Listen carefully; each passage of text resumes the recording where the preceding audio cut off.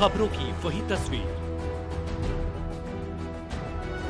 बिना बदले बिना डरे, जज्बा सच का लिए, सच दिखाते हैं आपके जरूरत की खबर।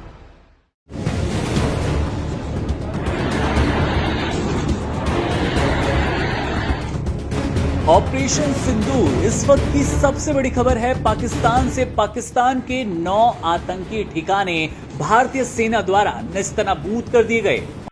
पहलगाम आतंकी हमले का बदला हिंदुस्तान ने ले लिया है।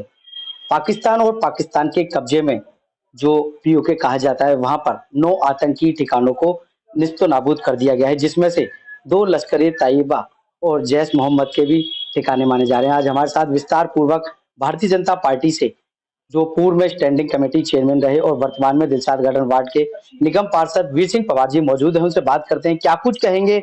दुनिया में हल्ला हो रहा था कि मॉक ड्रिल होगी, सायरन बजेगा, लेकिन और दूसरी तरफ हिंदुस्तान ने अटैक कर दिया। कैसे देखते हैं सर, एयर स्ट्राइक हुआ है, हिंदुस्तान ने ऐसा एक काम कर दिया। नमस्कार।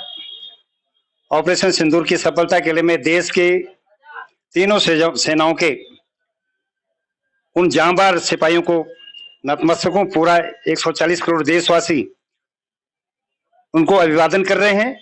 उनके हमले को भूरी भूरी प्रशंसा कर रहे हैं। जिस तरह हमारी 26 नृशंस हत्याएं हुई थी, बहनों का सिंदूर उजाड़ दिया था, यशस्वी प्रधानमंत्री जी ने शपथ खाई थी कि ऑपरेशन सिंदूर चला करके उन सब को नाश्ता नबूद करूंगा। आज वो दिन आ गया, पूरा भारतवर्ष खुशी से झूम रहा है। उससे पहले देश का एक एक बच्चा, सब बिना किसी कास्ट क्रीड धर्म को छोड़ करके सभी का एक उद्देश्य था कि हम सब पाकिस्तान के चलें और उन राक्षसों को समाप्त करें। आज वो पवित्र दिन आया। मैं उन वीर सैनिकों को पुनः हार्दिक बधाई देता हूं और देश के यशस्वी प्रधानमंत्री जी, गृह मंत्री जी, रक्षा मंत्री जी का भी धन्यवाद करता हूं कि उनकी रणनीति से ये सब काम सफल हुआ। अच्छा, बात करें जिस तरीके से विपक्ष लगातार आरोप लगा रहा था कि 15 दिन बीत गए लेकिन मोदी सरकार कोई एक्शन नहीं ले रही, आखिर ऐसा क्या कारण रहा जो 15 दिन बीते, क्यों जल्द एक्शन नहीं लिया गया, इतना समय कैसे लगा? काश जब कंधार विमान हाईजैक हुआ था उस हमारे देशवासी थोड़ा धैर्य रख लेते।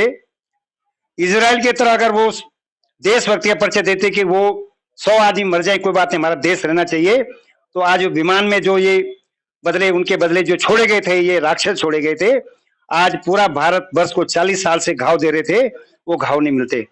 लेकिन मैं क्या कहूं अपोजिशन को, इस समय ऑल पार्टी मीटिंग में सबने हामी भरती प्रधानमंत्री जी के नेतृत्व में, वहां पर तो हामी भरी बाहर आकर के मीडिया के सामने बैठ करके, और जिन लोगों को समझ नहीं, राफेल पर नींबू मिर्ची बांध करके और क्या जताना चाहते थे, वो कश्मीर के यहाँ उनकी हेडलाइन बनती थी, टैगलाइन बनती थी, वो क्या जताना चाहते थे, इस देश में मोदी जी का राज है, यशस्वी राज है, देशभक्तों का राज है।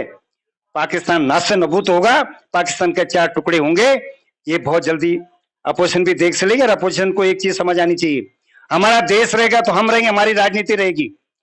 राजनीति करने के लिए जब इलेक्शन आए वहां पर फील्ड है, आप जाओ पब्लिक के बीच जाओ, पब्लिक से वोट मांगो और जीत करके सत्ता पे आओ। लेकिन सत्ता से बाहर हुए तो मछली की तरह तड़प रही है, जो मर्जी अनाप शनाप मीडिया में बैठ करके माइक में हाथ आप जो मर्जी बोल देंगे।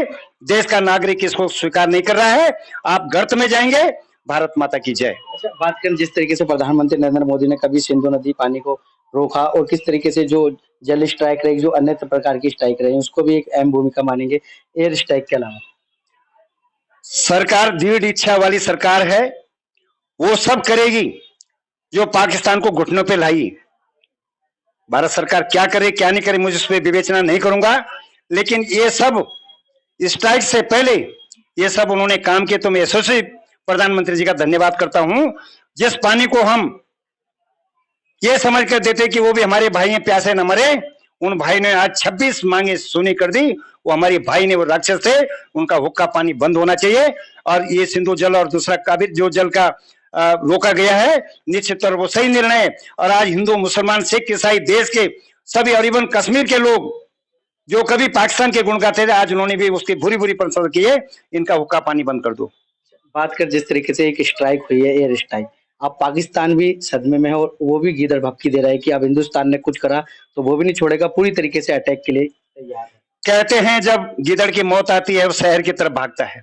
पाकिस्तान शहर की तरफ भाग रहा है। देश के विश्व के 120 देशों ने उस नरसंस हत्याकांड को देखा है। जो वहां घूमने गए थे वो बहनों को देखा है। उन बच्चों के सामने उनके बाप को गोली मार दी। कैसे भारत सहन कर लेगा?